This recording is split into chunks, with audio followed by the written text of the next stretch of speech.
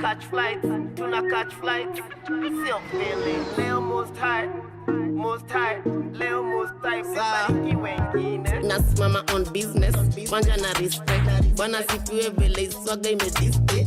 Maisha ni bie na mwisha ganja kwa rich keji. Moto tumewashwa tangoja sana izime. Na get to the baggy where paper ma briefcase. Rade kiwa safi chafua meza kasi. Wanachama pura kila siku ni weekend. Alhamdulillah hadi para palestik. Hour after hour kila dakika ya wiki. Ball kama kawa kama kijana wa Billy Gates. Maisha ni ya London na madada wanapigia. Zetu zikipanda tafuta London. Tuna catch flight, tuna catch flight. Still feeling. Leo most high, Leo most high. Please bariki wengine. Tuna catch flight, tuna catch flight. Still feeling. Leo most high, Leo most high. Please bariki wengine. Na chain kikichele kikifika wo zuka inapanda tukifika tupate wapo wacha wachipe wakitisha watakula poa super mali safi kama fans na wapenda wo bosho imejaa wanasiasa walikufa naanza kuget generous wanaanza kufufuka tasijali bill baby kuja vile unakuja no wese wena sele ni kusele top shooter tunashikisha tunashikwa mbanga na tushika shash ganji ndo inabonga tuko meet bora kuna cash flight tuna cash tuna land tuko transit na get float na gundwa napenda vitu fast. Tuna catch flight, tuna catch flight. Still feeling. Leo most high, Leo most high. Please bariki wengine. Tuna catch flight, tuna catch flight. Still feeling. Leo most high, Leo most high. Please bariki wengine. Na mean business ukiona na catch flights. Green bills hadi mboshe na gas sprite. Usinsemeko you move ni gas flight. I'm the ace, you ninjas is ass wipes.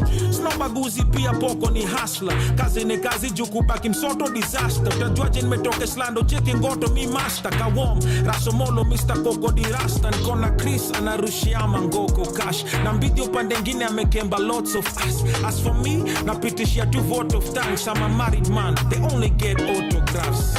Them yako na kuconvince na Charlie bestie. That's out the window, consider her as your ex-B. But anyways, anybody who tries to get me go flight mode na catch flights for na the next week. Tuna catch flight, tuna catch flight. Still feeling. Leo most high, Leo most high. Please bariki wengine. Tuna catch flight, tuna catch flight. Still feeling. Leo most high, Leo most high. Please bariki wengine. Mabibi na mabwana, tumewasili katika uwanja wa ndege wa Jomo Kenyatta na shirika la ndege la Kenya la wakaribisha Nairobi. Kwa abiria wote wanaozuru, ni matumaini yetu ya kwamba mtapendezwa na nchi ya Kenya, na kwa Wakenya wote, karibuni nyumbani.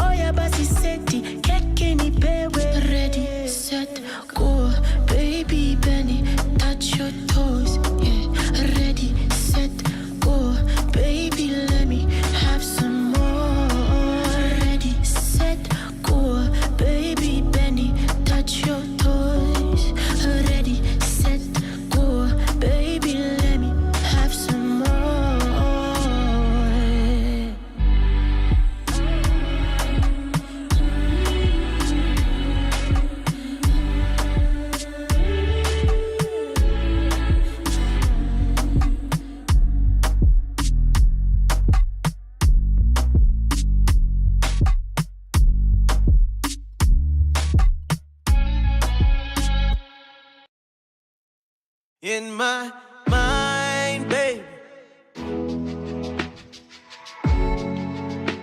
is where you spend most of your time, baby.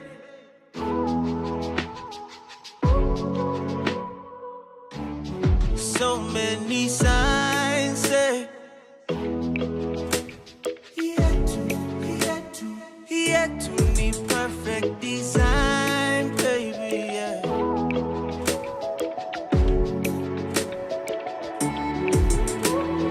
Wangu ni wewe, kienda milele ntangoja. Najua kwa wengine ntakukosa, kubali Mwenyezi, tuzeke pamoja, takupenda milele. Like I never loved in my life, so love me like you never loved in your life. Whenever we're together, oh life so nice. Kama sijakupenda then I never loved you like I never loved in my life. So love me like you never loved in your life. Whenever we're together, oh life so nice. Kama sijakupenda then I never loved in my life.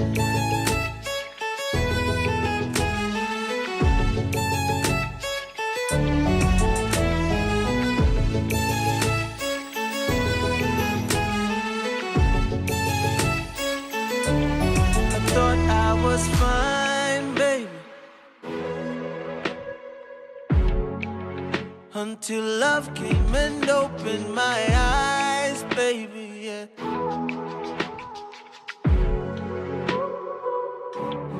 Perfect design, yeah.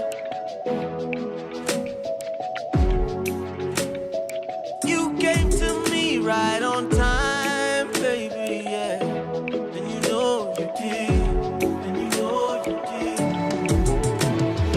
Wangu ni wewe, ukienda milele ntangoja. Najua kwa wengine ntakukosa, kubali Mwenyezi, tuzeke pamoja, takupenda milele. So love me like you never loved in your life. Whenever we're together, oh life so nice. Kama sijakupenda then I never loved you like I never loved in my life. So love me like you never loved in your life. Whenever we're together, oh life so nice. Kama sijakupenda then I never loved you like I never loved in my life. So love me like you never loved in your life. Whenever we're together, oh life so nice. Kama sijakupenda then I never loved in my life. From sunrise to sunset, all day and night. Power Radio. All right, welcome, ladies and gentlemen. The happy Friday. It is the 7th of August. The year is still 2026. That is Nyashinsky with beautiful design, and it is playing right here on Power Radio. Welcome so much to the Friday edition of the Power Morning Drive Show. My name is Wanyoike. I am pretty stoked to see you join us this morning. Are you excited to usher into the new weekend? I definitely know that I am. But now that you're here, let me put you on what to expect on today's show. Of course, you know how we do. We start off looking at the traffic updates on the major roads across the city, and then we will get into our newspaper review. Then much later on, we are going to be having a conversation with two very young devout Kenyans, I should say that, who have devoted themselves in the fight for gender equality. And so we are going to be talking about what they are doing specifically in sparking a national conversation about what that looks like. And then, of course, touch on something that they've been handling, which is technologically facilitated gender-based violence. So that conversation with Tim Sebezana is coming up in just a moment. But for now, let me look at what the roads are looking like this morning. And we start off with, as you know, the Thika Super Highway, and not looking too shabby actually. We just have a little bit of a snarl up as you make your way from the Muthaiga Square area down towards Globe Roundabout, which is also incidentally the same situation happening on Kiambu Road. Just shortly after the DCI area, making your way towards Pangani, things are looking a little bit hectic on that front, but the whole road is really pretty clear. Limuru Road also from the United Nations area as you make your way towards the Karura area. A little bit of a snarl up. It's slowly but moving, so you guys should be out of the woods in no time. Lower Kabete Road, nothing much to complain about. Looking very good as well. Junction from Junction Mall along Ngong Road as you make your way towards the Prestige Plaza, just a little bit of traffic, but it's moving, so there's really nothing much there going on. Nothing to complain about. We also have the same situation happening along Langata Road. Today, the roads are looking very clear. I think the schools being closed has something to do with that, because I can also see that Mombasa Road is not looking any bit different. There's just a little bit of a snarl up as you make your way from the Capital Center area there, but it should be okay. It's moving. It's surely moving. So, yeah, and those are some of the major roads and what they look like in the city this morning. But in case where you are, you might want us to know, please make sure you get in touch with us. Our socials are Power Radio across all platforms, where we are also streaming live on Facebook, Instagram, TikTok, and Twitter. You can also find us on our YouTube channel, that is Power Radio. And please, if you've not yet subscribed, please just do not miss out on the goodness that we have here on Power Radio. So go to our YouTube channel, subscribe, hit on that notification bell, so that whenever we are live happening to cook some goodies, you definitely will be in the first to know. You can also find us on our website, www.power254.org/Power Radio. I want to take a quick breather. When we come back, we look at what has been happening. I hear that Embu County tops with its performance in the scorecard that was launched yesterday of the County Performance Index, and Anyang' Nyong'o might be having a run for his money. Yeah, a lot of head scratching there that he needs to be doing, because Kisumu is not doing very well. That conversation coming up in just a moment. From sunrise to sunset, all day and night. Power Radio.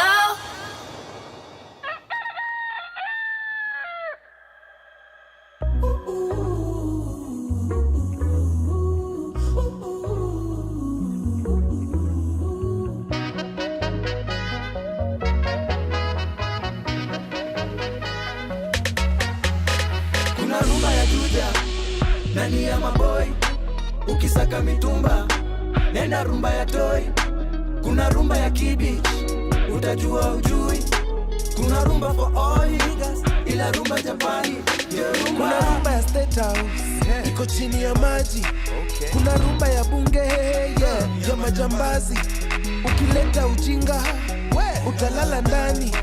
Kuna rumba for all you niggas, lakini rumba Japani, ndio rumba. Hapa ni wapi? Ni wapi? Tumezungukwa na shisha na shashamani. Oh no, no. Pocho na vinywaji mbalimbali. Wengine wanatapika wakizirai.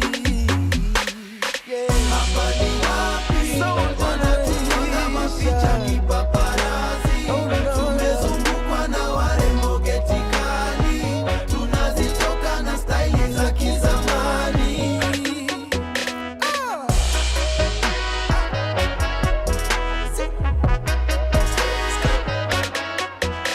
Kuna rumba ya Westi, ya mabeste, wa mashanane, sheki ya Westi.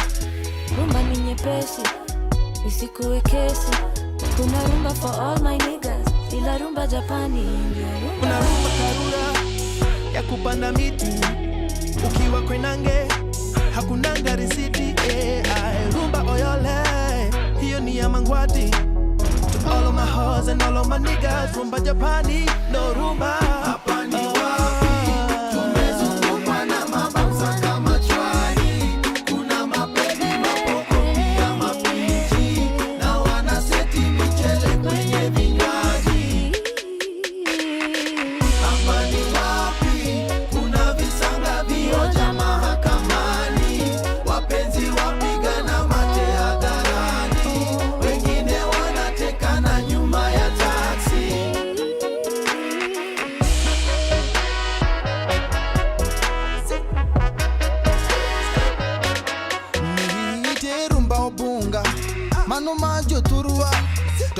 bilambuta Ririo manyata Yewu wako wakala Toni waundiso wabunja Kuna rumba for all you niggas Lakini rumba Japani Yo rumba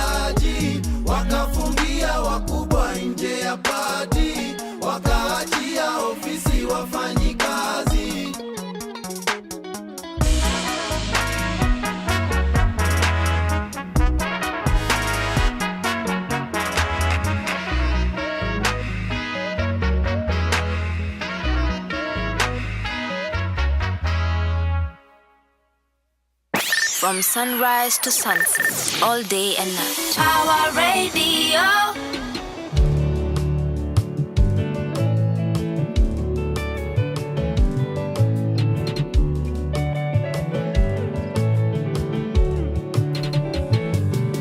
Kunywa maji, ukimaliza kunywa pombe, peleka maisha pole pole, dajipe mwenyewe zitoke. Kunywa maji, ukimaliza kunywa pombe, peleka maisha pole pole, dajipe mwenyewe zitoke. Songa ugali, foundation weka ya samaki, ikatikati ya Januari, kula ukasirishe kamati. Twanga ugali, foundation weka ya samaki, ikatikati ya Januari, haribu jina jenga mwili. Ayoyo aroro, fungwa batonya shati mekukabako, fungwa pia mushipi ya chili ya tumbo, usiogope tukula jasho yako mama.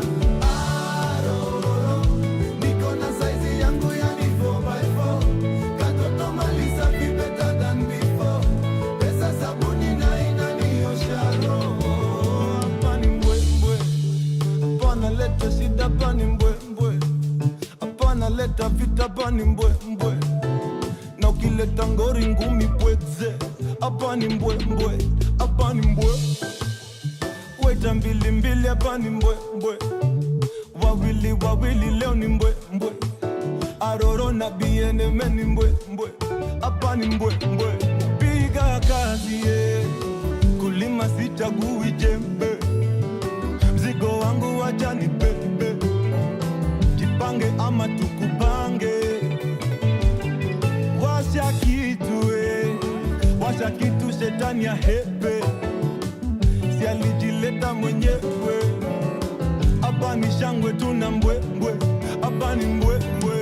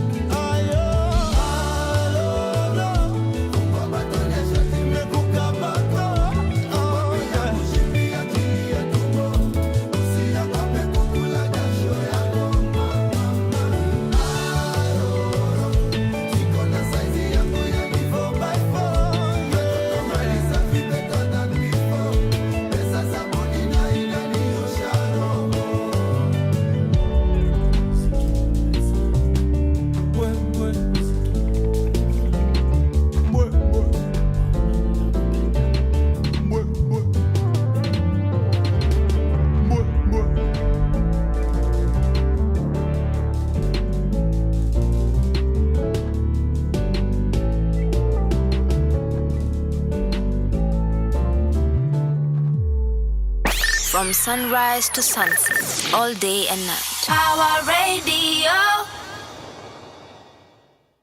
Okay, primary school. And we go on. You know, we on a mountain. Wella. Hey! Okay, we got to Giddy, machi. In the house on dead desire. What the hell is you looking for? Can I young Luo make money anymore? Shake your feet, baby girl, and Imagine Yakuaron, did you want my Luo? But who are you? What are you? Who the hell do you think you are? Do you know me? Do I know you? Get the hand out of my face because, hey, I am unbogable. I am unbeatable. I am unsuable. So if you like my song, sing it for me yourself. Who over me? Hey, hey. Who over me? I said, who over me? I am unbogable. Who over me? Who over me? I said, who over me?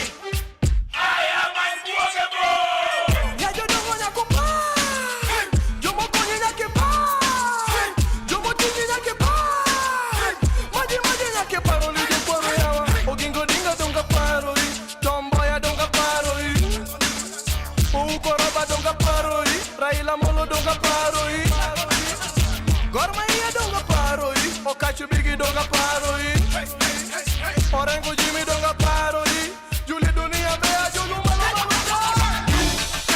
You over me You over me I said You over me I am unbelievable You over me You over me I said You over me I am unbelievable Yes I know what digging up Nekwada tengo jakobodo ngamatugo koda Listen, nobody can buogo me.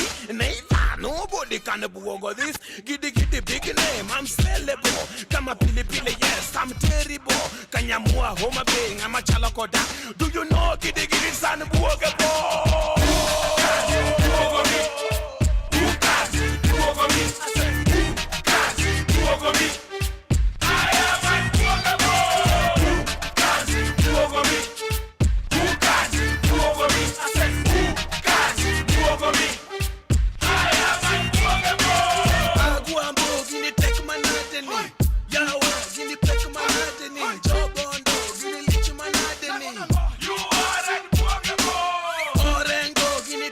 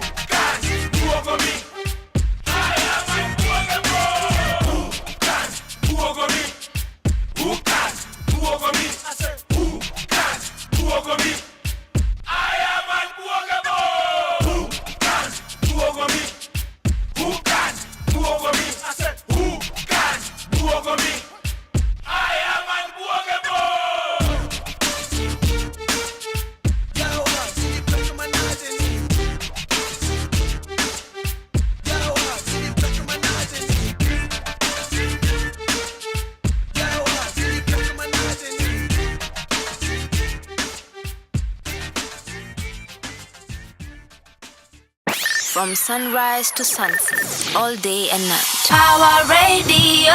All right, welcome back, ladies and gents. That is Anboga Bogi Digidi Maji Maji Pale. It is playing right here on Power Radio. This is the Power Morning Drive Show. My name is Wanyoike, and it's good to see you. It's good to have you join us. Now, remember, you can get in touch with us on all our social media handles. We are Power Radio. If it's Facebook, Instagram, TikTok, X, whatever your jam is, we are definitely there. Also live streaming as well. So please get in touch with us. Check us out. Follow us and comment. Ask the questions. Do the things. Share with your friends, your enemies as well, your frenemies, because the more the merrier. And you can also find us on our website. That is www.power254.org/Power Radio. Okay, now let's get right into our newspaper review this morning as we get later on into our discussion. But for now, let's look at what has been making the headlines on our papers. And as I had alluded to earlier, it seems like some governors might have to be scratching their heads a little bit more, while others can be smiling just a little smiling, because yesterday we had, this is now according to the Daily Nation, we had the launch of the performance of the county, the county performance index, that report that was launched yesterday, the fiscal performance scorecard, that is. And actually, this is the first of its kind since devolution kick-started in Kenya for 12 years now. Yeah, it's been in operation for 12 years, which is just 4 years shy of when the constitution was inaugurated. And so out of this, some very key things to note, according to what the Daily Nation is talking about, is that Embu has managed to come at the top of their overall county fiscal performance measurement index. That is the CFPMI rankings of the year 2024 and 2025. And it comes in with a whopping 0.689 scorecard, which that is a grade B. So yeah, they are graded. And followed closely by Narok County, which is a B also. Wajir also tying there with a B in terms of grade. Then Kitui, Kilifi, Tana River, Mombasa, Makueni, and lastly Nakuru County and Kwale as the top 10 performing counties. Then we also have the bottom 10 performing counties.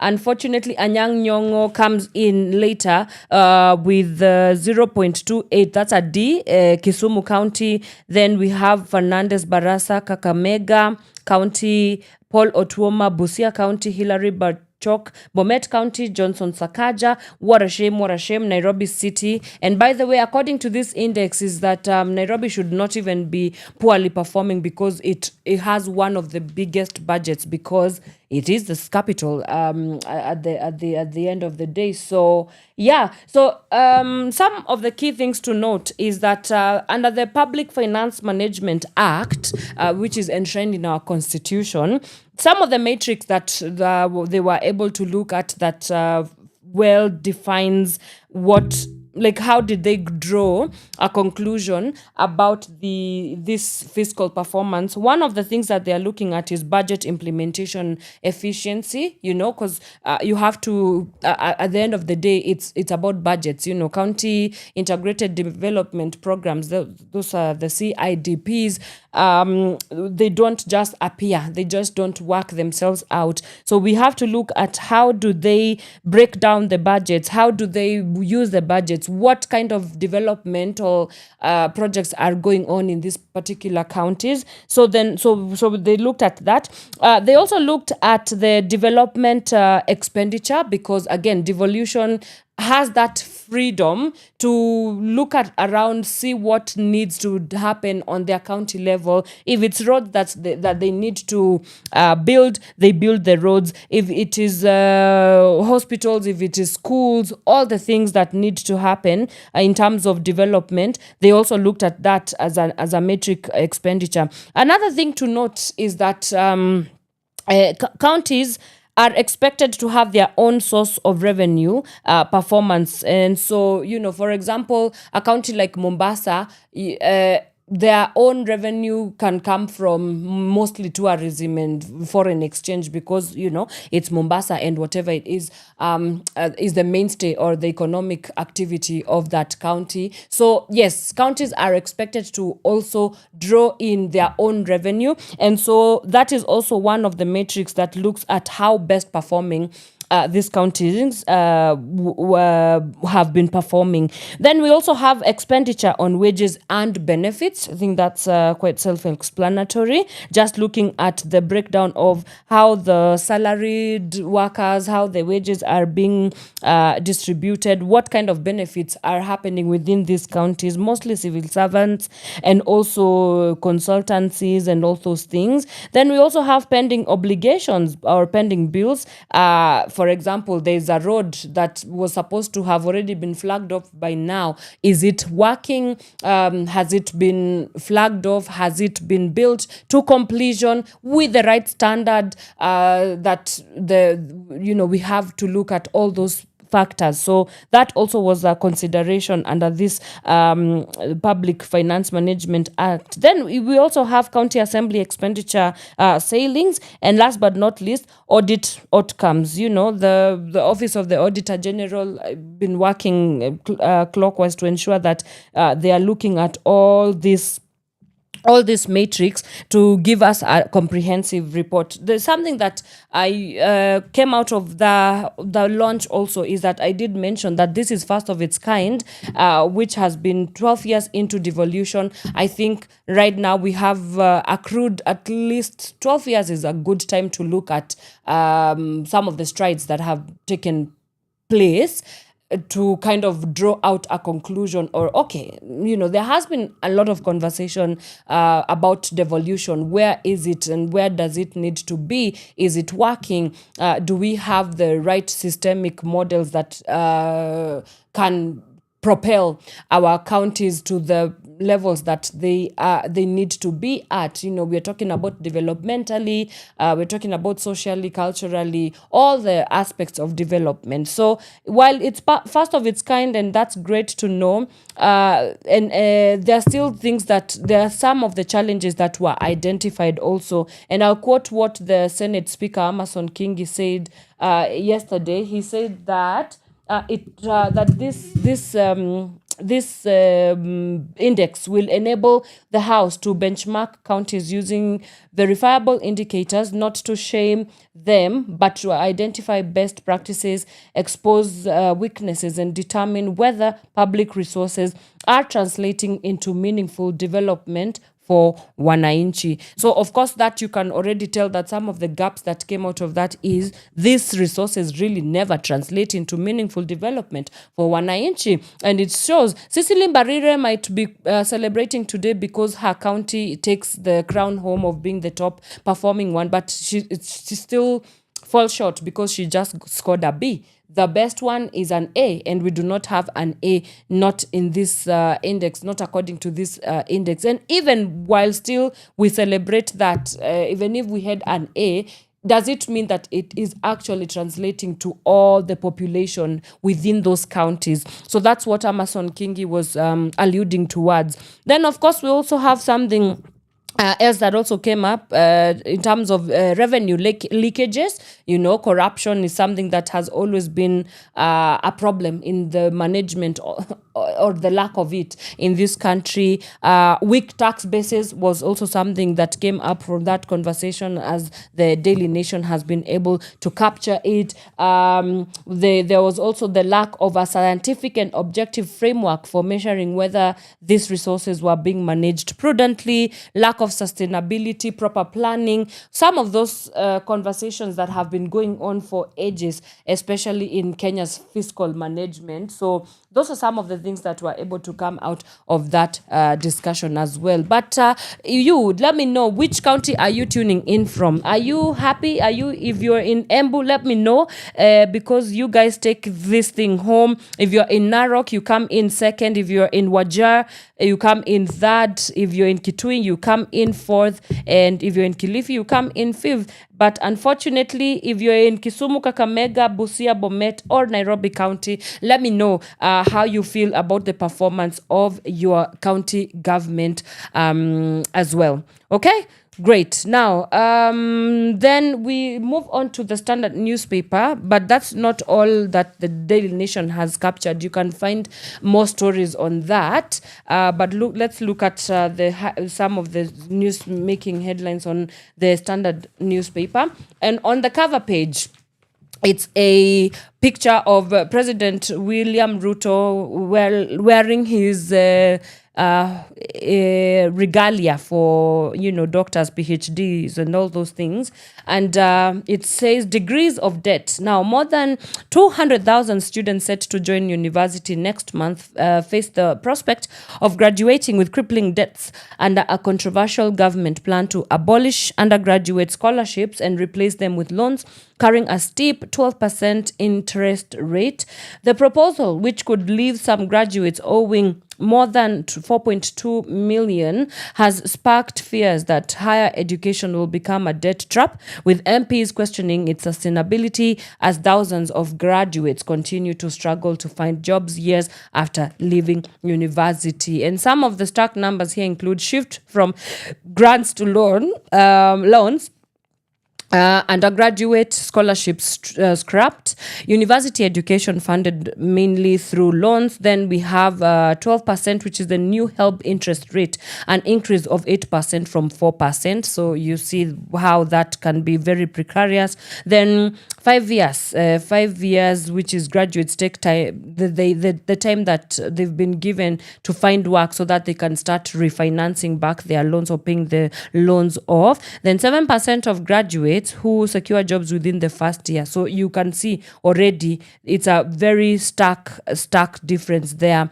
And countries like the US, you constantly hear about the way these student loans make, it's a chokehold. It's a chokehold on them. Like you find somebody having to pay off their student loans for literally over 20 years, 30 years into their career, into their upward mobility or in their career ladder.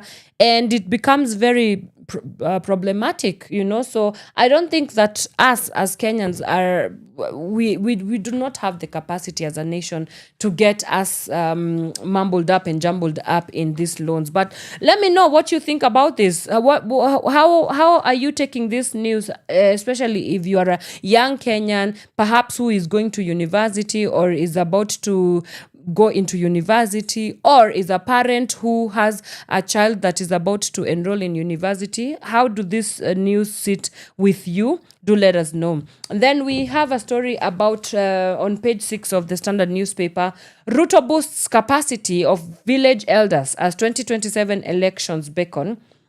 And this is the latest move by President William Ruto to onboard more than 106,000 village elders into the national government administration system a year to the general election has been widely interpreted as a campaign strategy. The village elders, who work hand in hand with some 210 Nyumba Kumi community policing clusters across the country, as well as grassroots-based communities, ensure that the government is appraised of what goes on from a family unit. Now, some of the things to note that when President Ruto was meeting these village elders, he promised them some of the things I'm going to share. And one of them is a stipend of 3,000 Kenya shillings, okay?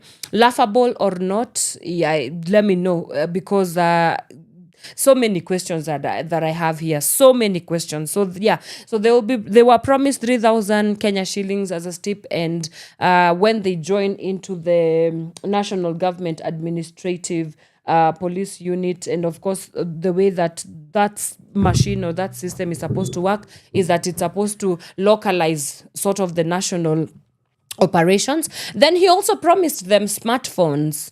And this was supposed to come from the national budget. Yes, you who is listening to me as a taxpayer, your money is going to buy smartphones for village elders across the country so that they can be better at communication. That's what the standard has said. And then he also promised them that they will be having capacity building trainings for them to learn administrative work. Can you imagine this? Guys, this, I don't even know where to begin with this because it's laughable. A president should not even be having conversations with village elders. I mean, guys, anyway. Yes, and then he also promised them healthcare insurance with the SHA. Of course, because they've been doing great work with voter registration. So yeah, guys, there's so much to say about that, but I'm just gonna leave it at that. Please, if you want more details on that, grab your copy of the Standard newspaper and take you some notes there or vie for an office as a village elder. You will get a free smartphone and 3,000 stipend for 1 month. I'm not so sure what that is supposed to help with, but that's your president right there. And that leads us to the end of our quick newspaper review there. When we come back, we are going to be joined by the team from Semezana. They are doing some incredible work addressing gender equality or inequality, as well as technologically facilitated gender-based violence. How can we spark national-wide conversations on how do we move from where we are into a society that all this violence is something of the past? So that conversation coming up in just a moment. But for now, let me take a quick breather. When we come back, we get right into our conversation. Or I could just become a village elder and get free smartphones. I don't know. From sunrise to sunset, all day and night. Pawa Radio.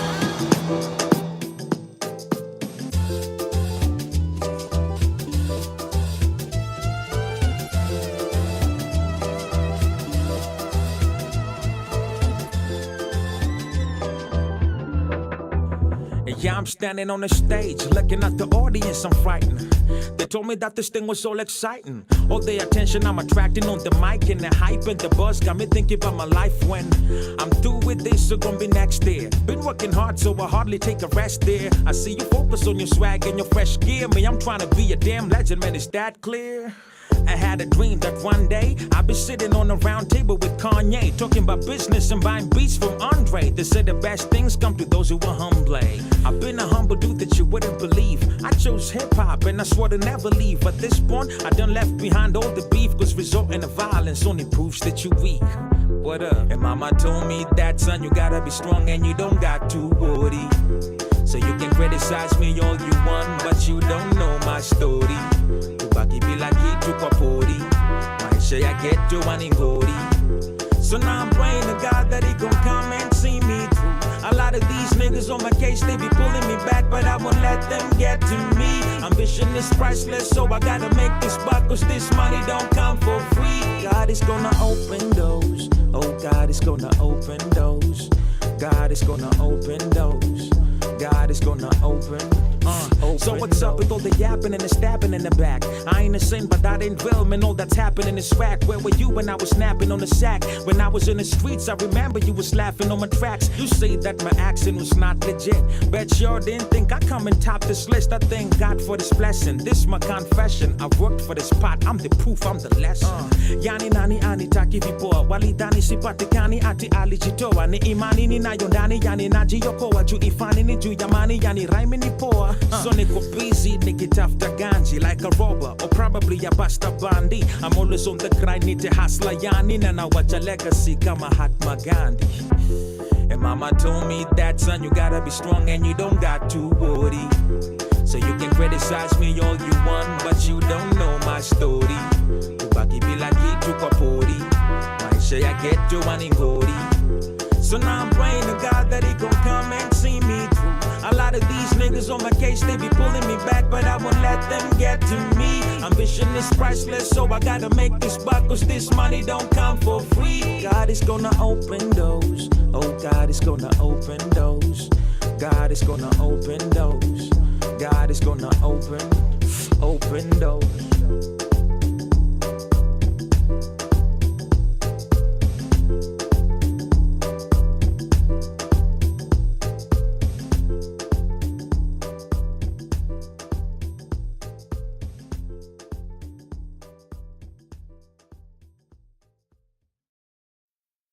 Simple English to Luganda Swahili combination.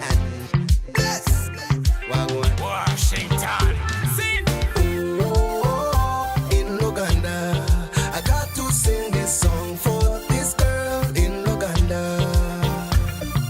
Oh, in Luganda, I got to sing this song for this girl in Luganda. Kamfule chigo Luganda, tugere. Kubani ne obogambo bwange okusiba.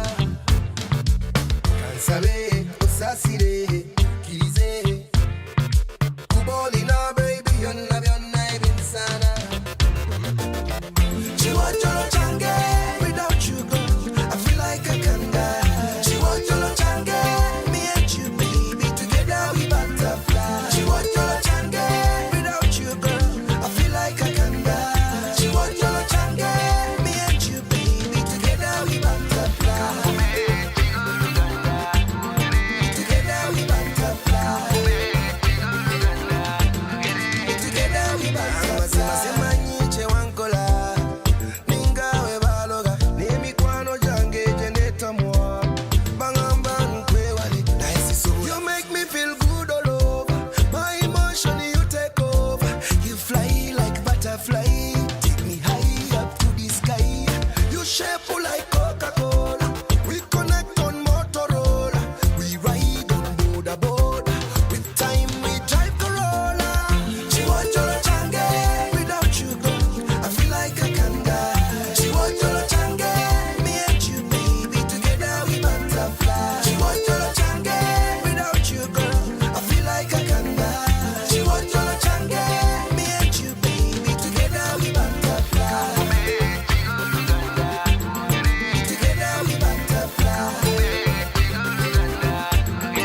Together we butterfly. Jize mukuluganda, yiga mukobu Kiswahili. Jize mukuluganda. Oh, oh, oh. Firako nakupenda, kwagala nyo nakutaka, kwetaka nakuhitaji. I need you. Firako nakupenda, kwagala nyo nakutaka, kwetaka nakuhitaji. I need you. You make me feel good all over. My emotion you take over. You fly like butterfly, take me high up to the sky. You shape like Coca-Cola. We connect on Motorola. We ride on border border. With time we drive Corolla. Chiwojolo change, without you girl, I feel like I can die. Chiwojolo change, me and you baby, together we butterfly. Chiwojolo change, without you girl, I feel like I can die. Chiwojolo change, me and you baby, together we butterfly. Together we butterfly. Together we butterfly. Together we butterfly. Baby, together we butterfly. Together we butterfly. Together we butterfly. Together we butterfly. Together we butterfly.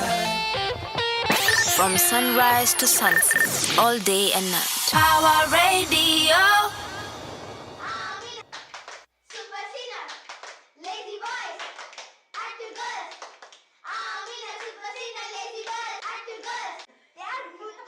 Amina, super sinner, thick girls, crazy boys. Amina, super sinner, thick girls, crazy boys. Hey, Amina, super sinner, thick girls, crazy boys. Amina, super sinner, thick girls,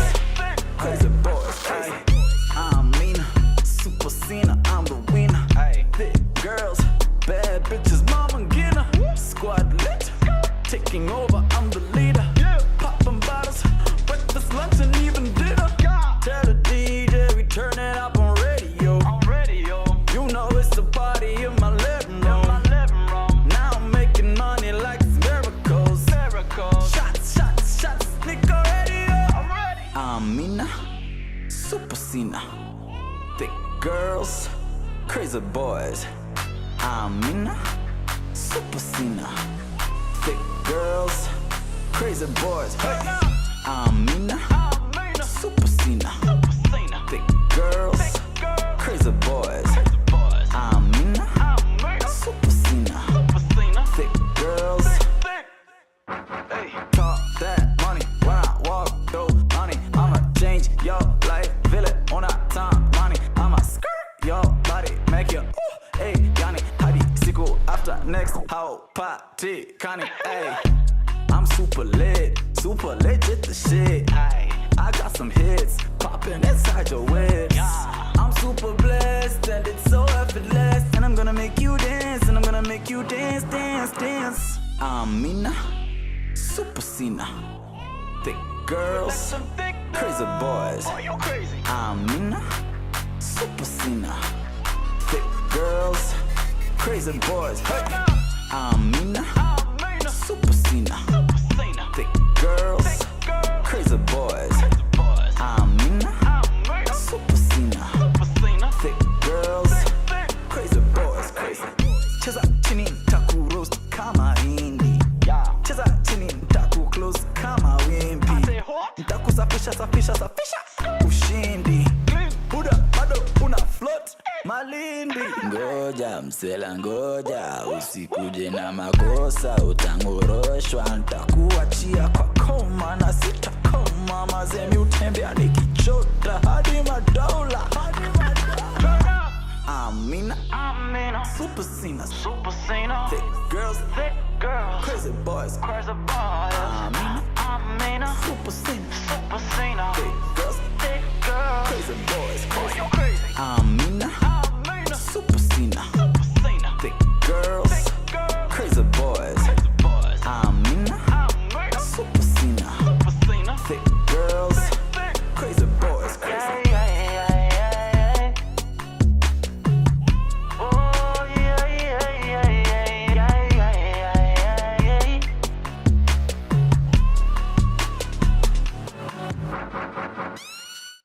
From sunrise to sunset, all day and night. Power Radio.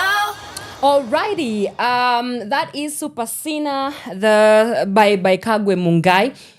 It is 4 minutes shy of the top of the hour, so just in time for our conversation this morning. It is playing right here on Power Radio. My name is Wanyoike. Welcome to the Power Morning Drive Show. It is the Friday edition, TGIF. I'm so excited it's Friday. But before we let you have a good time on your weekend, you know, we have to have a conversation that is very pertinent, and that is technologically facilitated gender-based violence being spearheaded by Team Semezana, and they are here with us in studio. We are going to be getting into that conversation in just a moment. I have to let you know how you can get in touch with us.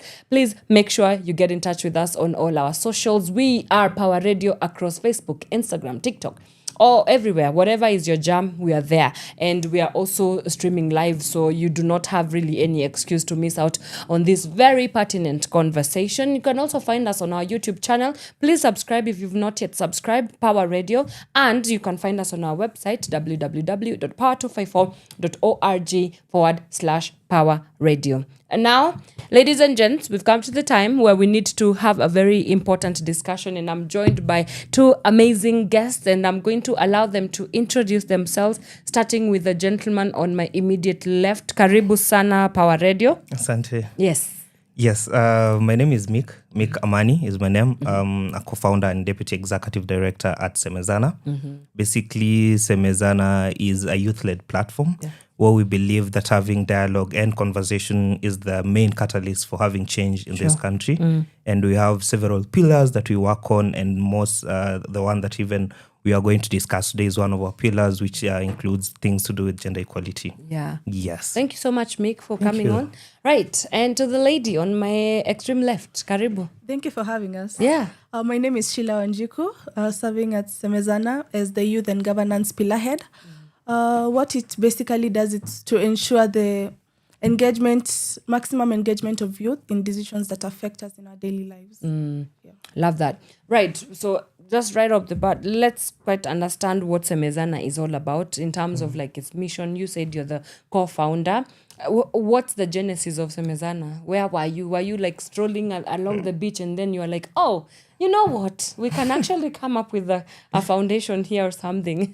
Yeah. The beach would have been lovely. The beach would have been lovely for sure. Yeah. But all credit to one guy called Jeremiah Moore. Shout out to him so much.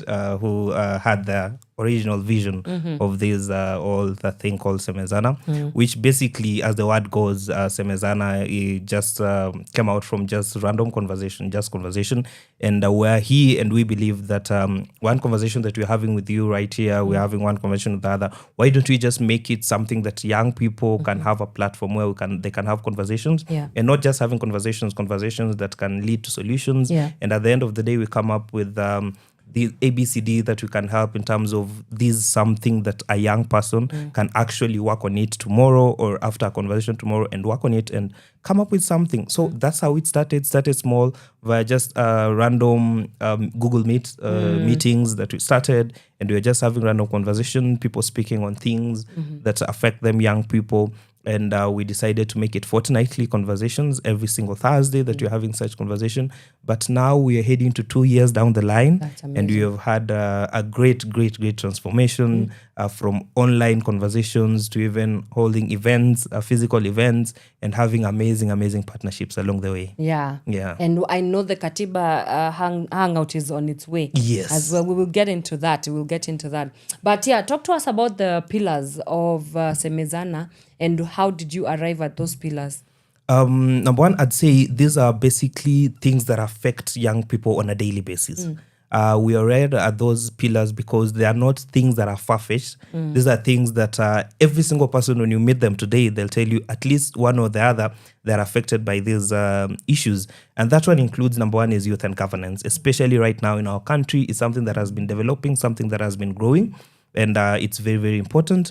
Number two is something to do with mental health, which is something we believe that has been partly neglected among young people in the country. So it's a very important pillar that we are also invested in terms of that. The third pillar that we are working on is things to do with environment and climate action, which is also something that is very pertinent to us and the future generations in terms of everything to do with carbon emissions and all that surrounding that part of it. Number three, it comes to the gender equality, which is the major, I believe we'll dive in more into it later on, but basically it's very crucial and very important that we trust and have such conversation around it. And the last one but not least is quality education, where we trickle down to having even an initiative called the Karimu Initiative, where we've done 2 phases right now with Dandora Primary School, where we go there, we inspire kids, we have mentorship programs, we provide them with incentive in terms of helping them academically, we help them, we donate food, we donate learning materials to the students, and just trying to make a child smile and helping them in terms of their growth and mentoring the future generations also. Nice. Yeah. Right. Sheila, you are the youth and governance pillar head at Semezana. And I wonder, from like your own experience of interacting with young people, trying to get them involved in the conversations of governance, what has that journey looked like since the time you started your journey with Semezana, and what are some of the key things that are coming out of your interactions with young people? Are they hungry for either conversations on governance? Are they apathetic? What's kind of your feel on the state of young people when it comes to governance conversations? Oh, as we have recently just found out, youth are very much now involved in politics and governance. Since we have realized everything ends up being political, if you don't do politics, politics will do you. And it's not only about politics, but also engaging in matters that affect us, because the conversations that we hold every fortnight, these are things that affect us. We had the conversations around Nikokadi, we had the conversations around environment, as Meek has already mentioned. So how people are receiving the information, it's a very big turnout. People are very invested in these initiatives, and we are grateful for that. Yeah. Yes, they're very receptive. They're very receptive. Yeah. And in terms of, because, there has been a problem of, especially youth-led movements in these countries, in this country, rather, there usually is a lack of sustaining the momentum. Like, for example, you look at what happened with the Gen Z revolution, it kind of just died down like that. So are these things that you are building within your ecosystem and how you run your programs at Semezana, or where do you think the problem comes in, where young people are sort of shy of sustaining the momentum, or is it just the exhaustion that comes from, being a Kenyan in these times? Yeah. What we are pushing for is this new wave of ensuring that all of us are engaging in such matters, and we are doing that in such that. You had mentioned? I had mentioned the sustenance of momentum. So, like, for example, yes, the build up and just staying at it, because the work is still yet a lot. So we are trying to normalize it. We are trying to ensure that the wave goes on. It's not only a thing that comes, as we have seen the government recently doing. It's only a matter of Gen Zs when politics are around the corner. But what we are pushing for is to ensure engagement all around the year, not only during political campaigns where they are now forming political parties that suddenly they are more concerned about the youth. So we are ensuring sustainability in normalizing it, so that it's no longer a big deal that the youth are being engaged. It's so normal. Yeah, I hear you. Yesterday, you guys were holding a conversation on a Google Meet on the technologically facilitated gender-based violence. If you can talk to us about some of the deliberations that came out of that conversation, and also just why did you start sparking conversation about this from Jump? Yeah, thank you. First of all, just a big shout out to everyone that turned out yesterday to yesterday's conversation. It was a very, very large turnout, and we had an amazing conversation around it. And I'd start by just saying and trying to explain why we started the whole surround the whole conversation around TFGPV. Basically, it's sparked from whatever has been happening in the country recently. We've lately seen a lot of quote unquote, we call them deepfakes, in terms of people sharing intimate videos, intimate conversations of other people, in terms of maybe seeking revenge, in terms of all that surrounding that. We've seen what Kenyans do on comment sections of people. People oftenly forget that behind that screen, behind that post, behind that tweet or that X post that has been put there is a human being, is a young person also. So the comments that are there and everything around it. So we are just going through it, and we realize that a lot of young people are being affected behind the screens. A lot of young people don't even understand that there's a problem. A lot of young people don't even understand that there's a provision about it that can be done. And also trickle down to the part of the people who are also perpetuating the whole thing, the people who are typing the comments, the people who are doing, they don't know how bad the scenario is, how wrong it is, even in the legal terms. So they don't understand that part. So that's how we came about with starting the whole conversation around it. And we felt like it's very, very important for people to be informed, for people to understand the whole thing around it, so that it doesn't lead us to having the whole chaos that you're having. And circling back to yesterday's conversation, which was very, very, as I said, very, very insightful, I'd say the major highlights that we had, because we had various experts who came along, and they were sharing a lot from legal point of view, also from just the expertise in terms of people who have experienced the TFGBV, and people who are also running initiatives around it. And some of the highlights that I'll say we got from yesterday is people, I think they try to break it down to people to understand. And one thing I said I came out of it with is a lot of times we usually have this problem of we view it from a distance. We feel like this is not something that can happen to me. This is not something that can happen to people close to me. And but they try to help us understand that these are things that are happening to people who are close to you. Put them in your shoes. It can be your sister. It can be your mom. It can be that close friend of yours that has such leaked things or videos or posts in that sense. So they try to bring that to us and make us understand that it's not just something that is far away. It's not as distant as we think it is. It's something that is close home, and that was a major highlight. And basically, the another highlight was how they broke down the legality behind it.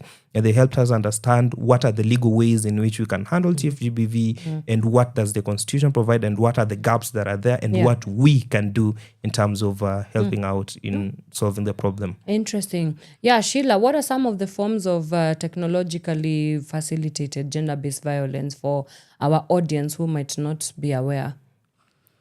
Some of the ways we have the sharing of photos. It's also known as, what is the name?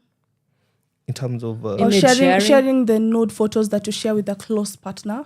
We have the talking that is very rude. And what else? I think we have things like deflects in terms of whatever is being shared in that sense. Hate speeches, one of them. In terms of also misinformation about people. Cyber stalking, cyberbullying. Those are some of the things that also bring around it. Impersonation. And consensual sharing. Such things. Why do you think it's especially rising, these cases are rising especially among young people?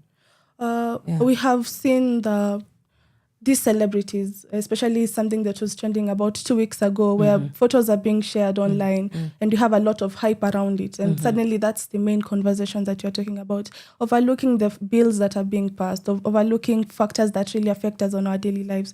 So the conversation was really needed to help us that you are not alone, as Meek had already mentioned, in ways that you can go and report it to the places you can go and get help. You can go and get the images removed, the photos removed. So we really thought people should know that in engaging and also helping them be aware. We also had the advocate who also took us through the entire process from when you report to when the videos are taken down and justice is attained. So, on the same issue, Meek, this falls under one of your pillars, which is gender equality. And the larger conversation of gender equality, of course, is the SDG 5 of the United Nations. And it's a conversation that has always gone on. And I want us to now unpack this entire conversation of gender equality. First, just even starting with the definition, because it seems like people can't necessarily even see eye to eye on what it means or what it doesn't mean. So what is the definition of gender equality? And then I'll follow up with a question on that. Number one, I usually start this conversation by giving a disclaimer that gender, number one, gender is both male and female. And there's always this myth and misconception around it that gender equality means that we are empowering women to be more powerful than men, which is actually not the case. So basically, gender equality is just giving, in simple layman's term, is you're trying to give equal opportunities, and I'll break it down, equal opportunity to your sisters and your mothers. In that sense, and even your brothers, each and every single person having equal opportunities. So when you view it like you're trying to give people equal opportunities in terms of education, in terms of even job spaces, workspaces, and everything, even in politics, is you view it, for you to understand it much better, you view it from the people who are close to you, that a friend of yours, that your mother, your sister.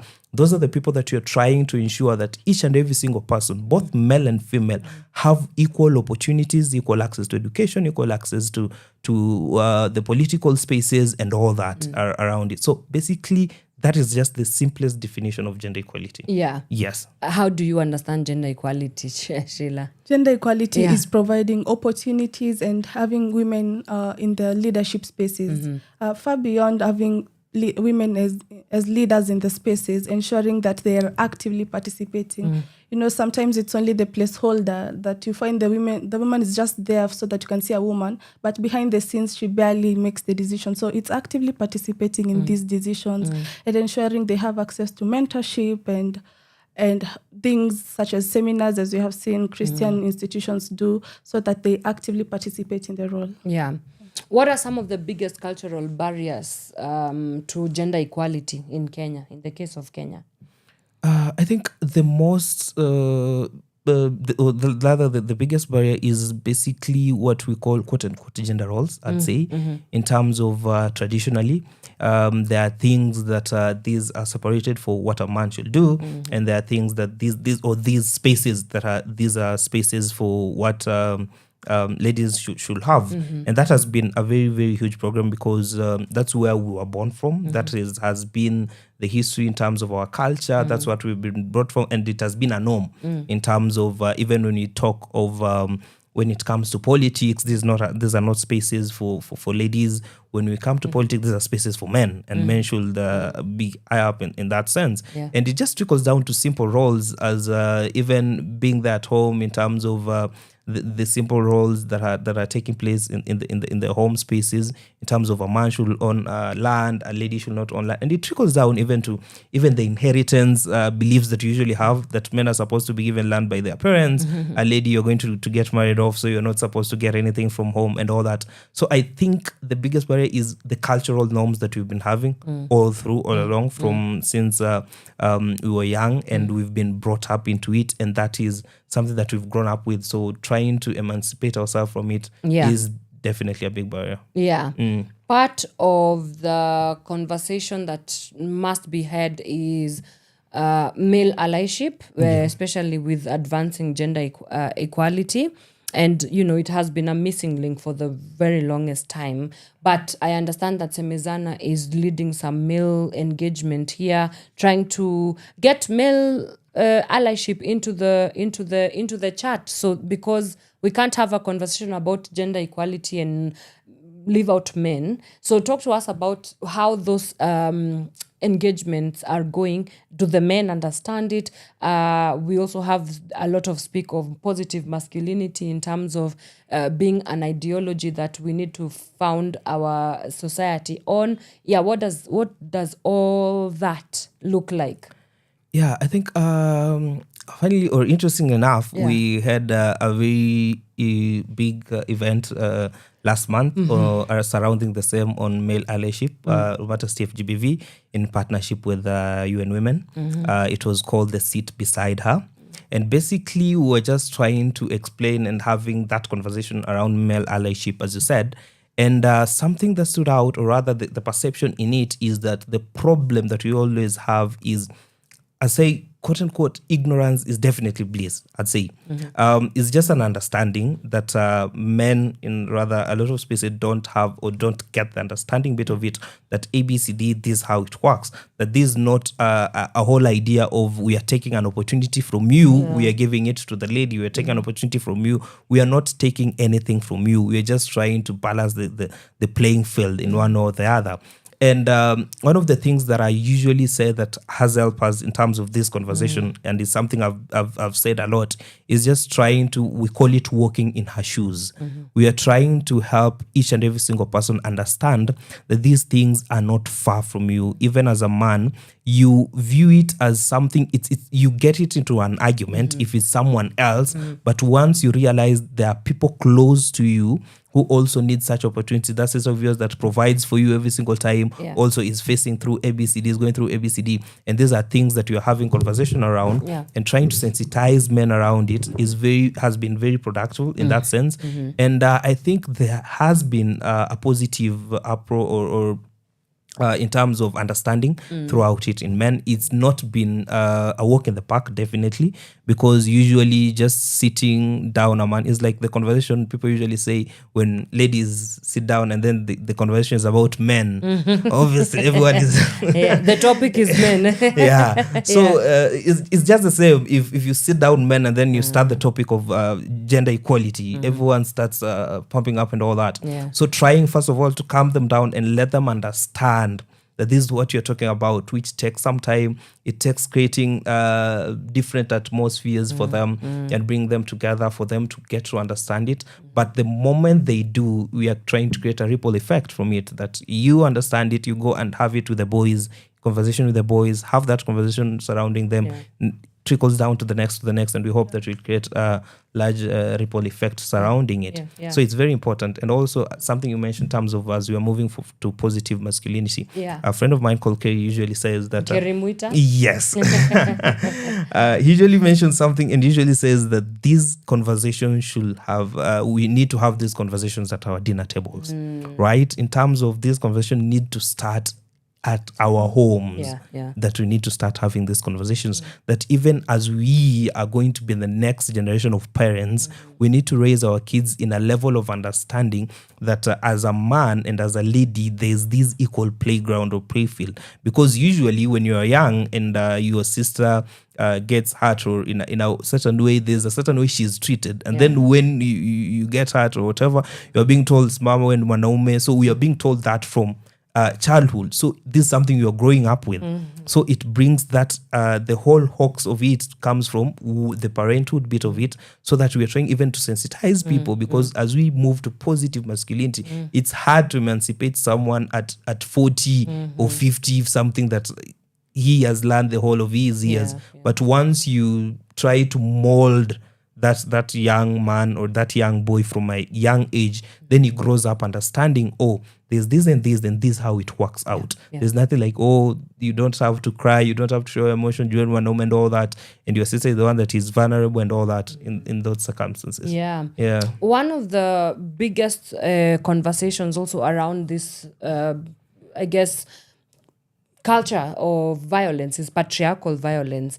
And I'm curious to hear, how does internalized patriarchal violence impede the work of gender equality? Because you can be there fighting for a woman, but a conversation can come up and they'll be like, mimi kama sijachapwa na bwana yangu sisikiangi kama ananipenda. So you see, there is a stronghold of internalization of patriarchy and patriarchal violence that I think we also need to not miss out when we are having this discussion. So how do you think about these things? It goes back to cultural practices. Because these are things that were there from the 50s, from before then. So having women and sitting them down and giving them the conversation that kuchapwa is not love, you need to get out of there. So we need to have, we are raising conversations around that you should always normalize to working out. But it goes back to even what you have normalized. There's a people that huyu akitoka hapo, start hearing names, that huyu alitoka aliwachwa. So we are trying to remove the stigmatization that is in working out, because that's what holds women back. Okay. Yes.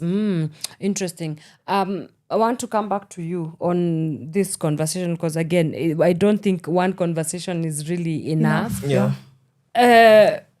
When you sit down with your bros, and you're engaging, do they understand like the magnitude of violation that women feel, that women are not, they don't walk around feeling very safe, even if it is online, they don't know at what particular point something can just be pit up against her. Like, I just want to take us into the conversations with your bros, especially with your boys. Like, what are some of these conversations that you guys are having with each other?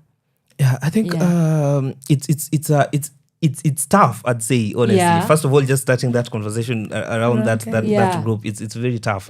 Because we're used to having conversation of football and all that, but when you raise such conversation, it becomes first of all Sasa they hizi ni start gani bana? viewing you differently. What is Wako like, differently? yes, wanaanza kwanza kuona like what are you telling us? Since when did you start going the other side and raising such conversation? But I think it all trickles down to what we call the messaging. When you read a book called The Tipping Point, he talks about someone called Paul Revere, who is a matter of who is the messenger in that group. So when you look at every single boys group or mabros wako pamoja and all that, they're usually that one person that almost everyone in that group listens to. Na kuna ule tu mwenye akikuja na any story kila mtu atakuwa aweishia. You're not telling us anything and all that. So that packaging usually brings a lot of sense into it. And that one person mwenye akikuja and then we are having such conversation, the packaging of what we are going to discuss about, enye tunaenda kusema what we are discussing, what we are saying about it.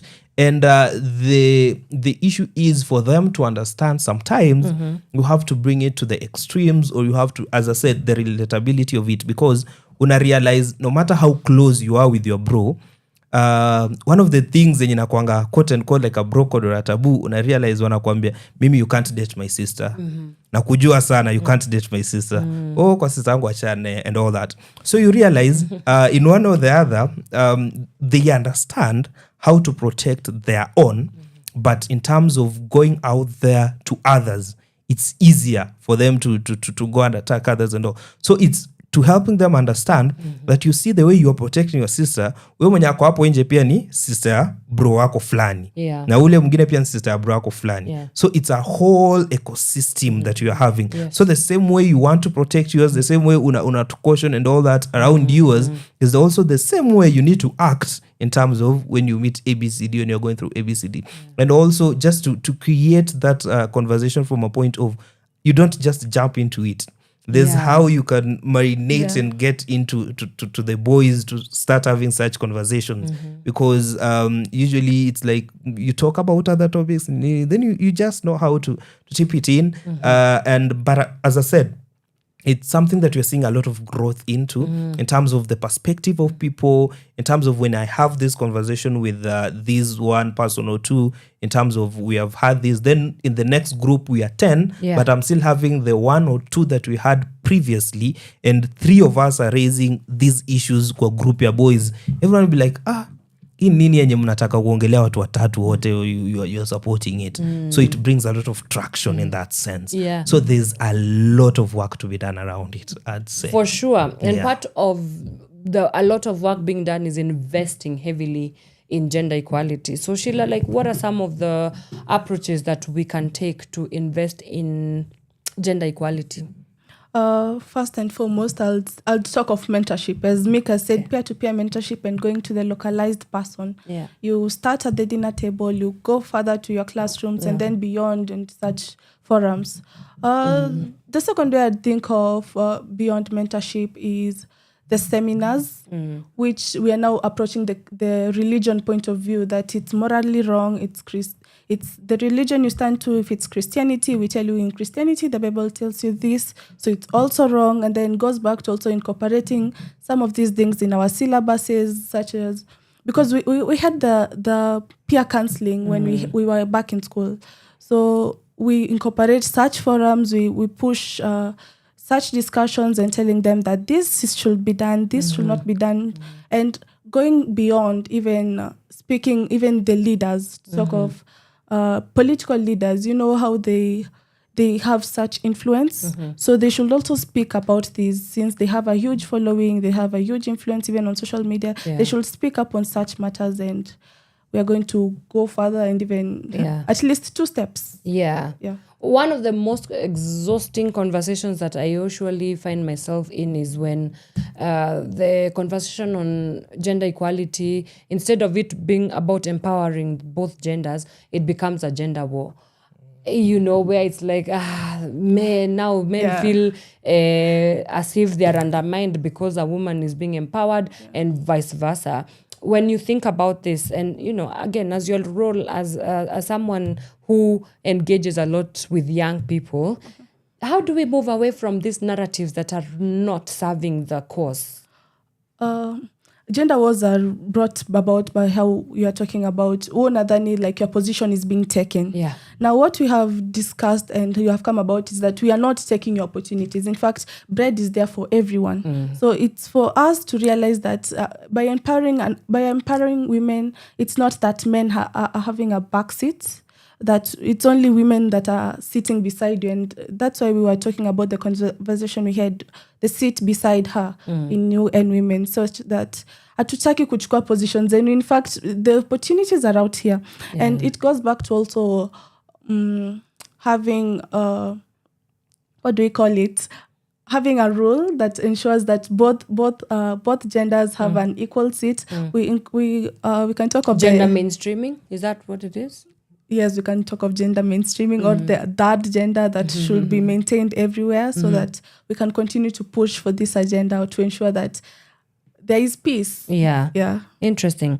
I think I want us to take our first breather. When we come back, we want to now get into Semezana's vision is sparking conversation, creating safe spaces for dialogue. Why is it important to exist in a country or exist in a space where conversations are not only held within ecosystems, echo chambers, because also that's something that I've been able to pick up on. It's like we are constantly talking amongst ourselves, but there is a whole generation out there that is excluded. So that conversation coming up in just a moment. For now, we'll jump into some music. Some Kampmula is on the way to just get your weekend feels kicking in. We will be right back after this short break. Do not go anywhere.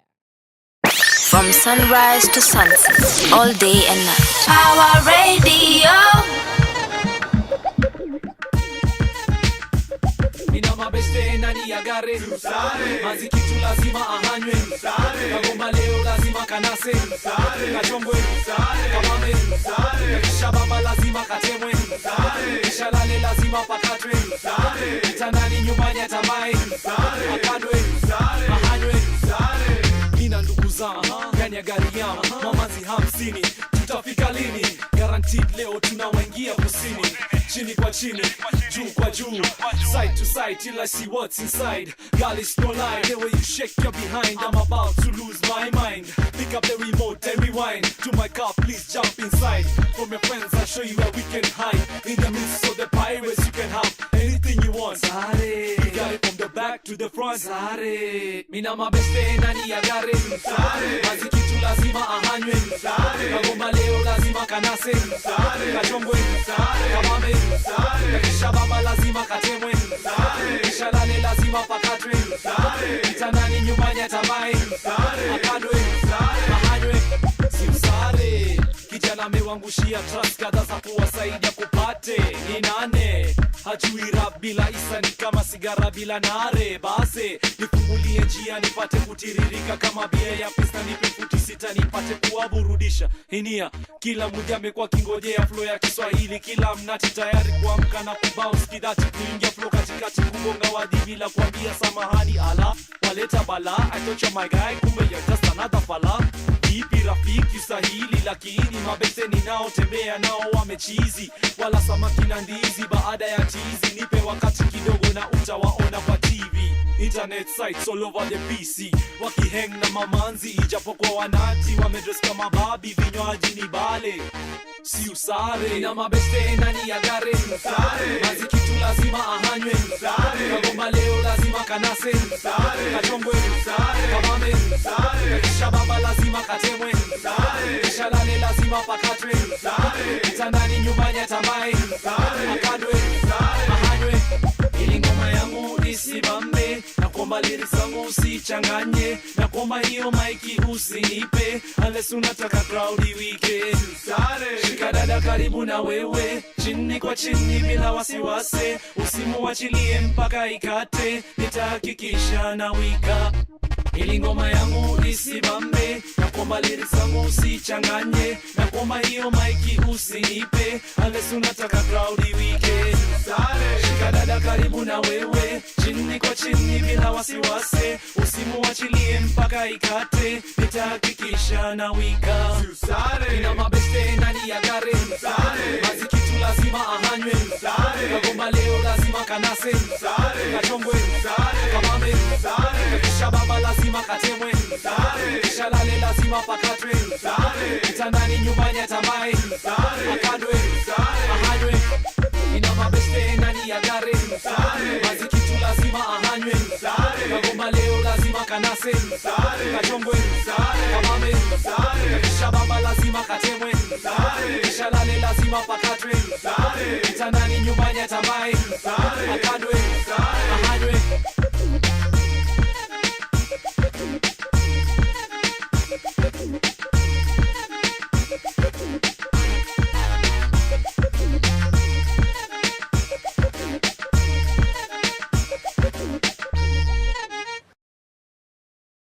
From sunrise to sunset, all day and night. Power Radio.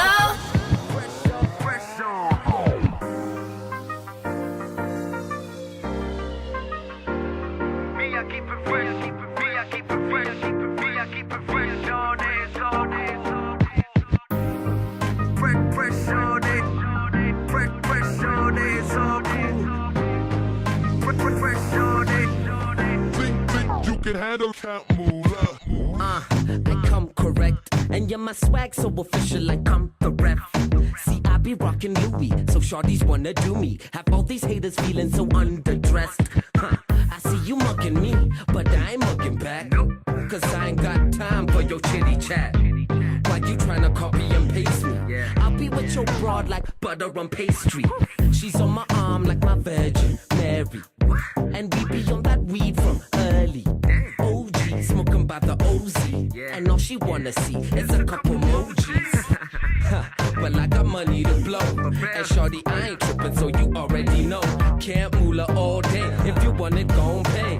Hater, I'm just letting you know that all I know is swagger. Me, I keep it fresh all day, it's all cool. Me, I keep it fresh all day, it's all cool. Put your hands up if you have some. Cause you keep it fresh all day, it's all cool. Cause you keep it fresh all day, it's all cool. Okay, my life is not the same, and I know who to blame. If I remember the name, it sounded something like fame. For the money, for the game, I would kill it. No shame. Rep a crew that's untamed, and I'm a dude that's maintained. Swagger so right as Frank. 20 Benjamin sitting in the bank. What you think? I've been working hard, numbers agree. So please believe me, this is easy, born to be an MC. So I took one Nairobi, the swagger strong only. 24 hours round the clock, Wani. The Levi store know me. Big up Ryo and Fuzzy. Now I'm fresh all day, Nikki Chapakazi. Boys be looking happy, this ever slappy. Lucy, Kibaki, LOL. Yeah, I'm only messing, I'm just digging the jam. Bumping it with my fam, Chuck Taylor's helping me stand. Let go. All I know is swagger. Me, I keep it fresh all day, it's all cool. Me, I keep it fresh all day, it's all cool. Put your hands up if you have some. Cause you keep it fresh all day, it's all cool. Cause you keep it fresh all day, it's all cool. I said we on to be their favorite. Moolah team pacing. Further than the basement, higher than the spaceship. NASA couldn't waste this, rockets couldn't chase this. Swagger on vintage, African fresh prince. Flying like the Jetsons, higher than the Jeffersons. Moving on up till they can't get enough of us. Now we at the top, better use your binoculars. Swagger non-stop is what you do if you have some. And I'm just getting started. Ever seen a Kenyan boy trying to go harder? You gotta work for your profit, cause everybody's trying to get paid in Nairobi. I think your swagger need coaching. Fresh all day, it's all cool by the ocean. Swagging down in South Coast, you could say we coasting. High grade glowing, super flowing. Damn.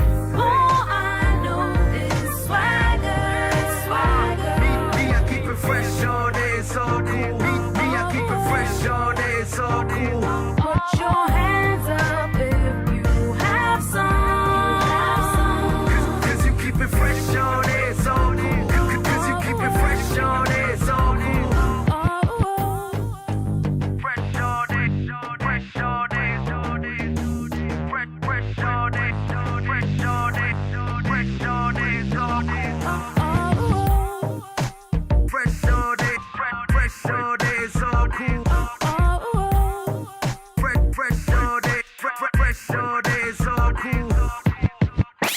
sunrise to sunset, all day and night. Power Radio.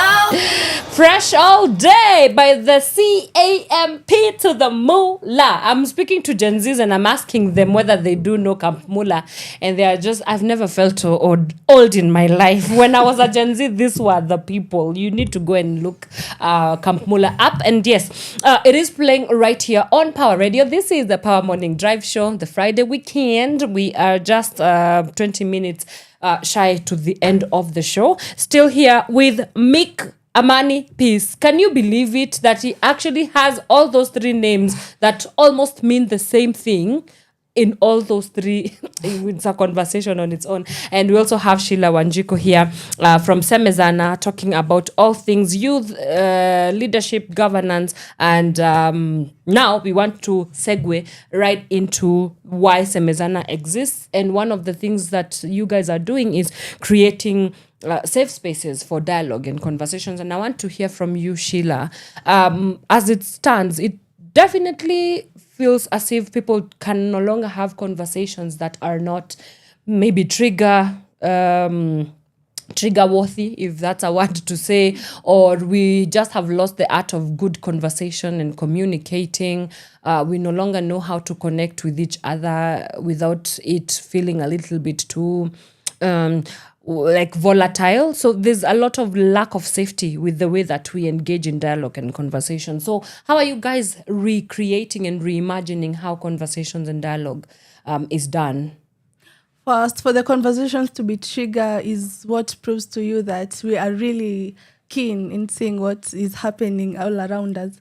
So in us having these conversations, we ensure to... Kindly repeat your question. I can't remember. because Yes. I think the conversations need to be trigger worthy for them to have impact. Because if we are talking about gender and it does not trigger you, then I don't think you're going to make the changes. So they need to be trigger worthy. That's why I need you to. That's also a premise. That's a premise. It's fine. It stands on its own. You need to be triggered so that data. Ukikuwa unasema okay. I'm not supposed to speak politically. Yeah, you can. Ukisema one time kama Gen Z inakuuma. So you have to make change. You ensure that umeregister kama voter, you go and make the decisions. They need to be trigger worthy for it to have an impact. Yeah, and one of the things that also have come out online, Meek, is that nyinyi mtaendelea tu kuongea, but the things are going to continue happening. So there is a sort of a dismissal with people feeling that conversations are not impact, that you can converse all you want, you can conversate, if that's a word, all you want, but it has to go beyond just having a conversation. So what's your stance on that, and how do we move from just conversation to commitment and seeing the things that we want sort of achieved? Yeah, I think I totally agree partially in terms of when we talk of conversation, just it being just conversation. Because those people who say, mtendelea tu kuongea are the ones who are scared of us meeting and having conversation. Why don't they allow us to have peaceful conversations then if it's nothing to them? But at the end of the day, yes, there is need to move from just having conversations to having actions. Yeah. And I usually say conversation is usually the most, it's like the foundation of actions in terms of we can't have actions if you're not having these conversations. Yeah. So from having these conversations, we come together, we conversate, we say ABCD, this is what we want to do, this is what we can work on, and ABCD. And usually as Semezana, what we thrive in is trying to create this conversation in terms of when we get to solutions, we try to break it down in terms of this something you as an individual can work on tomorrow. You as an individual can work on tomorrow. And then the rest of it, if it's something that we need to forward somewhere, if it's something that we need to push through a certain source, that is something that we do. That's something we push. So it goes beyond just us having conversation, because every single conversation that we have at Semezana will lead it to a solution, and that solution goes beyond and becomes impact in one or the other. And what are some of Semezana's initiatives to drive dialogue? In terms of us driving dialogue, I can say number one is we're having various events in terms of just random events in that sense, just creating those spaces and trying to ensure that different people, we create different spaces in terms of young people, especially young people, feel the need or the urge, the happiness, the gladness in terms of we create a space that you as a person, as a young person thrive in. So may it say we are going out, we're having picnic. And picnic is full, like for instance, I can use some of the events that we've had, let's say Katiba Hangout. And we come to Katiba Hangout, we're not just going through the constitution chapter by chapter for you to understand. We have Katiba cards, we are making it competition, you are playing games, and that game in terms of you're having games but you understand, you're getting to understand ABCD. We're having picnics, you're coming out to hang out, to chill, to meet friends, to network, but at the end of the day we're having a particular conversation that we are spiking and you are going home with something more than just hanging out and all that. So we are trying to tap into what we are used to, the things that we thrive in, that's what we tap in, and we have this conversation, these dialogues. And anyway, Semezana for our international audience is Swahili for let's talk. Yeah, conversate. Let's conversate. Semezani. To Semezani. Sheila, he mentioned about the Katiba Day, the Katiba Hangout that's happening. Talk to us about that. When is it happening? Why? We've had many, right? Should I talk to you or should I talk to him? I see the way she's looking at you. She's like, please talk about this one. Because there is a team. Yeah. He mentioned Kerry and Delvin Smuo, who are part of the team that are organizing. Okay. I'm not very much involved in the Katiba planning. Okay. But you know, right? Yeah. Can you tell us something about... you went to the last one that was there? Yes. You were there? Yes. This was last year? No, we've had one this year in terms of a physical one at August Memorial earlier in the year. Then we had just a session online through X-Space. Now we're planning another one in September. In September? Yes.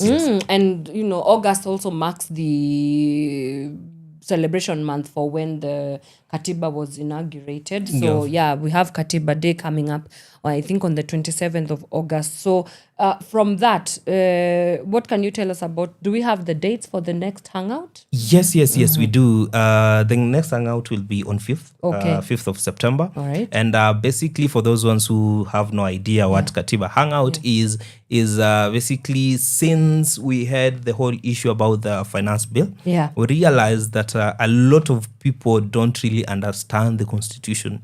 In terms of, we have this constitution, we usually, like personally, I growing up, I used to know that this constitution is for the lawyers in some way. It's something that the lawyers understand, and the way it's crafted, the way it has the wordings and everything, this is something, a jargon for them. And they thrive so much in that. If you see a lawyer talking about the constitution, it's like, oh my goodness, it's like, do you actually want me to understand the law? Exactly.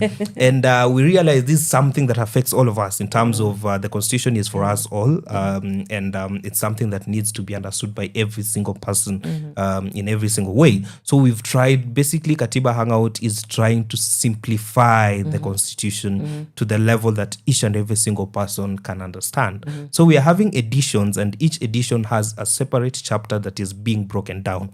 So we are handling this chapter. We talk about the chapter. We break down the chapter. We have friends who are pursuing law, who understand it better. They come, they break it down to us. We ask questions.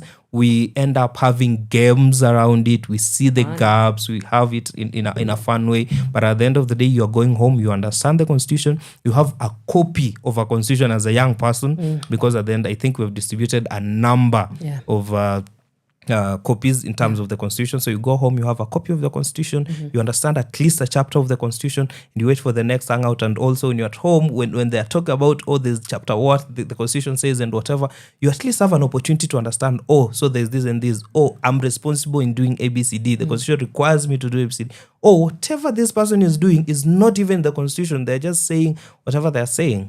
So in that way.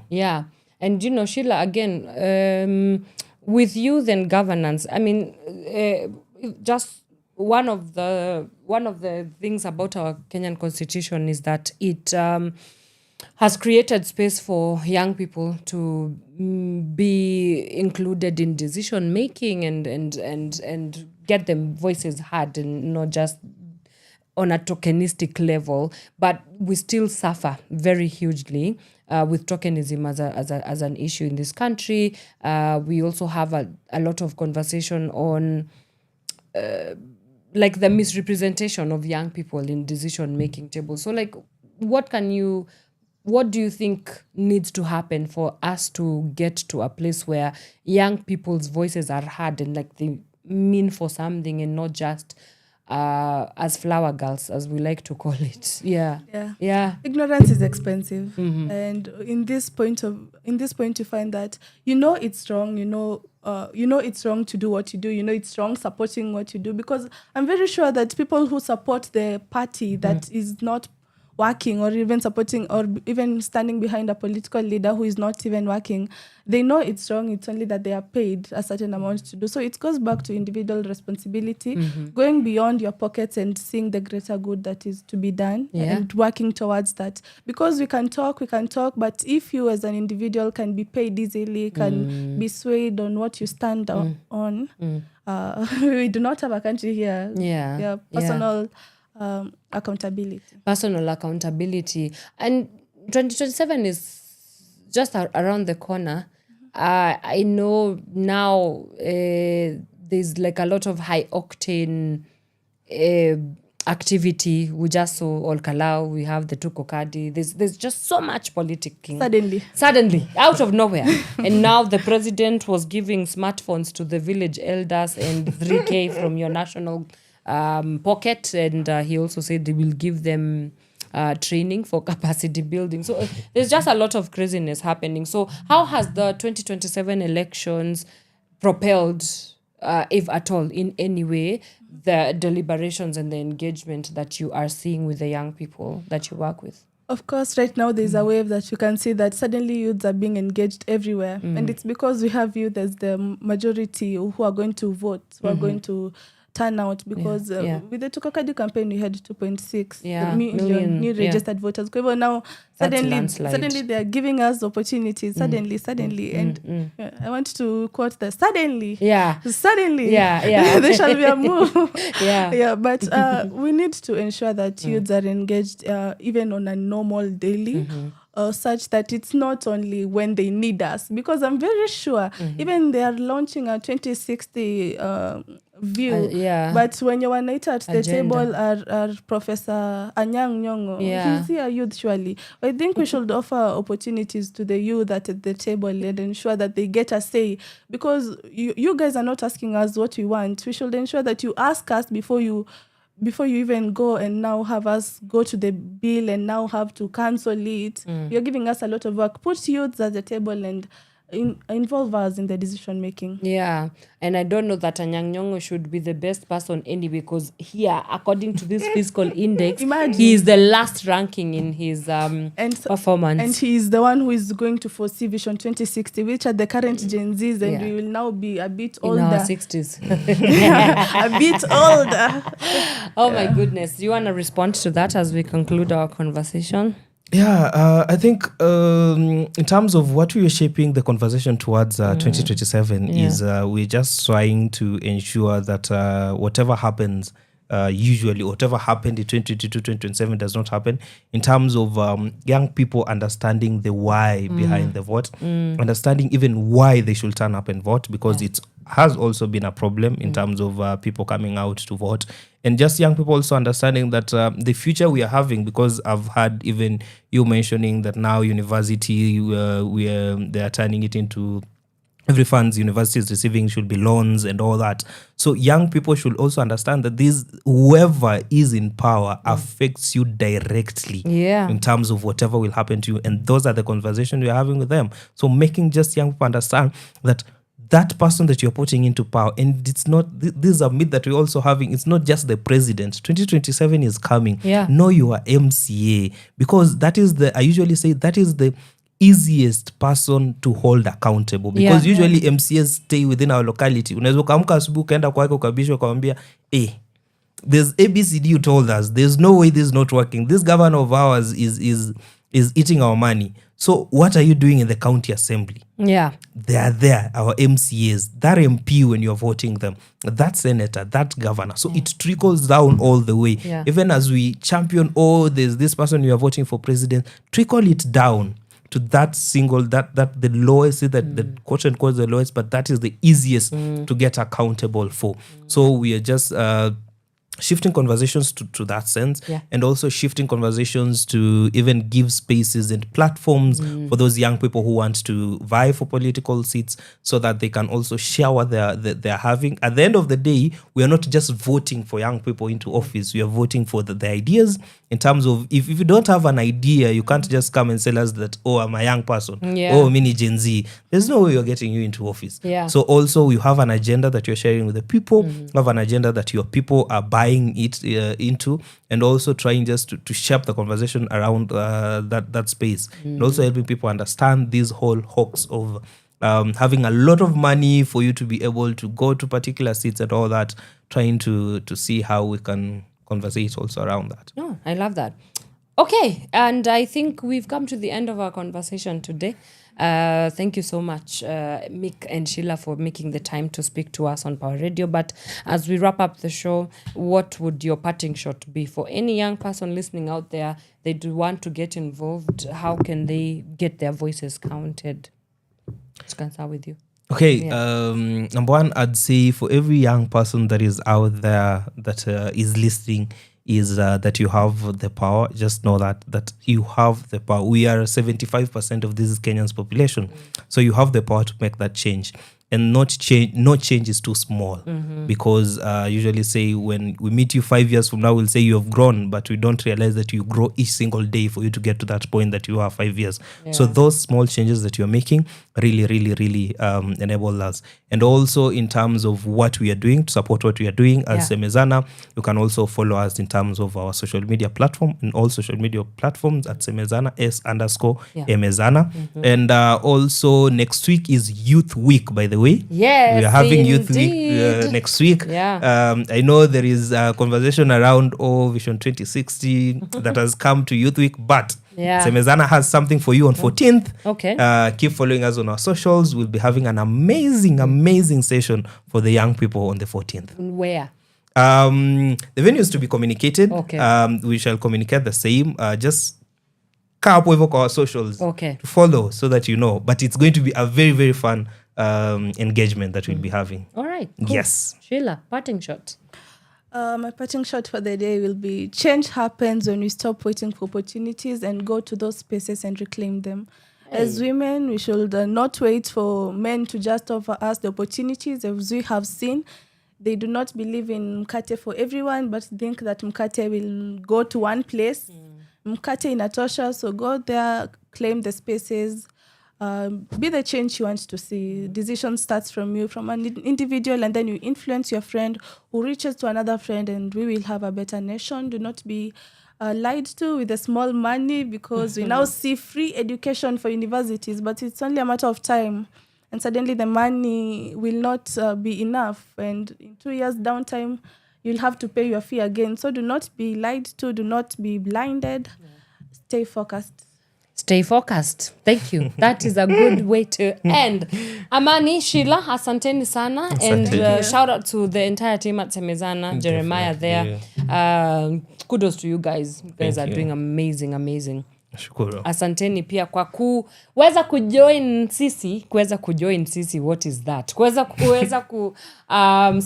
semezana na sisi. Yes. It's been incredible, guys. You've heard it from them. Really, everyone has a role to play. Make sure you find what yours is and render it to the bigger conversation. It has been my pleasure being your host, and I will see you on Monday. Have yourself a fantastic weekend. See you on Monday. Bye for now. From sunrise to sunset, all day and night. Power Radio.